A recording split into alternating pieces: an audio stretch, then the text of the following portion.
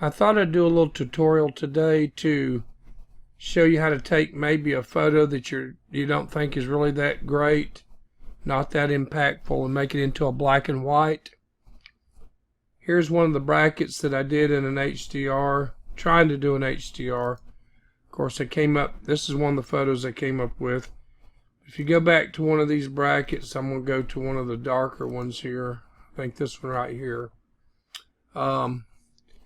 You know, I can boost exposure a little bit. It started out, let me close this up.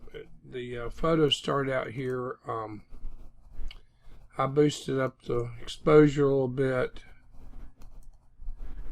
You know, I really can't do a whole lot with this photo. I start losing some of the highlights over here.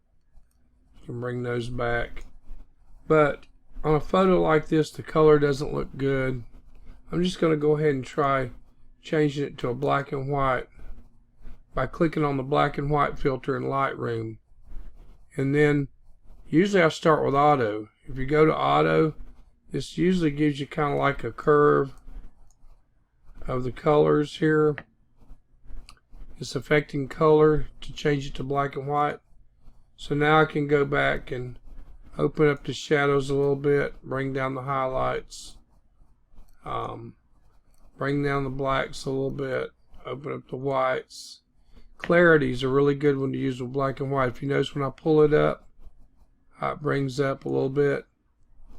These are the tools that I wanted to do this tutorial about. Would be like the targeted adjustment tool, radial filter, and the gradient filter, graduated filter. With the radial filter, I'm going to put it up to 100% feather, and what I want to do is affect only what's inside of the radial. So you can draw a radial out here, let's say on the back of this wall. You can move it around. You can go this outside, turn it. You can bring the lights up. You can also right click on here and duplicate this. Now, sometimes you might find you like that much. Normally I reach and grab and bring this one over. Maybe stretch it out a little bit more. Maybe even jump the shadows up on this one here to if you notice, I'm hiding right now. I'm hiding the pen.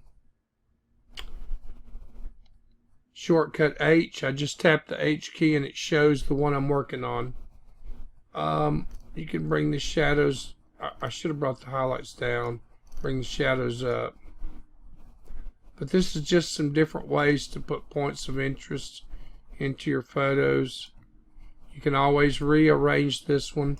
Like I said, I'm right clicking on this here to move it around. If you want to look at your masked areas, just click here and it shows how much of it's masked. Okay, but you can put these points anywhere you want. Now I'm going to close that one and go back to the graduated filter, and I want to add some light to the back of this. So I just reached and grabbed and pulled it out. So it's affecting all of this again. And again, I like clarity in black and white. Probably some more blacks. You can just adjust your lights and your contrast, your shadows. We got some dark areas over here. That's okay. It's really to taste. The dehaze filters now, and if you have Lightroom CC, you can use this to bring out more contrast. Kind of darkens it in contrast. It's really good for some photos. But basically, that's where we have made this black and white. Now you can go over your presets and you can create this as a black and white.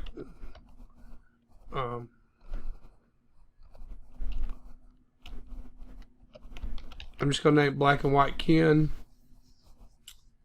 Check all.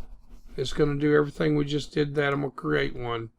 So here it is right here under my, it came in right here, but I know how to find it. Now if we go to another photo here, which is a similar photo, and we click on this black and white, it's brought it up. The same exact preset. There's a couple little changes here, but just because of the differences in the photos. But it did the same thing to the photo that was similar, and you could do it to any photo like that. We could go down to one of these photos here, that one of the vertical ones that I did. Here's a vertical one in another part of the house. You can click on that black and white key, and there it is again. You can create these presets all day long. Gives you something to start with. You may want to change something on here. Maybe bring down the bring up the light. But anyway, it gives you a black and white preset, and you can create your own. I'm going to go back to the one that we were working on just a minute ago. Here, right here. Personally, I'd probably crop this to maybe an 8x10 and bring this in. I don't know. Just, it's all taste. But I just want to show how to create a black and white. And incidentally, I'm going to try this on this screencast. I don't know if it'll work, but you could also, I'm going to reset this back to its original and show you what happens when you go into one of my favorites, Silver Effects Pro. Now this may open bigger than the screen. We're going to see what happens here. Let me open this up and resize it to everybody's screen where you can see it. This is Silver Effects. I've resized it where you can see it in the screen. Then you can go down and pick a preset. Normally, I like the high contrast. Now this one would be a high key because this thing's already dark. The full dynamic's a good one. That's a good one to start with. You can also change your brightness here if you like the brightness better. Pretty much change your amplify your whites. Same thing you do in Lightroom, but it's a preset to start with. You can pick a color and change that color. You can add hues. You can come down here and change film types. It's neutral now, but you can go to a different film type. Just changes the photo in a different way. I'm going to go back to neutral, and then you can save this. Now this is Silver Effects 2, Nick software. And it puts a copy of that one in. Here's the one Silver Effects did, and here's the one we created. Both of them are pretty good. Might even like mine a little better.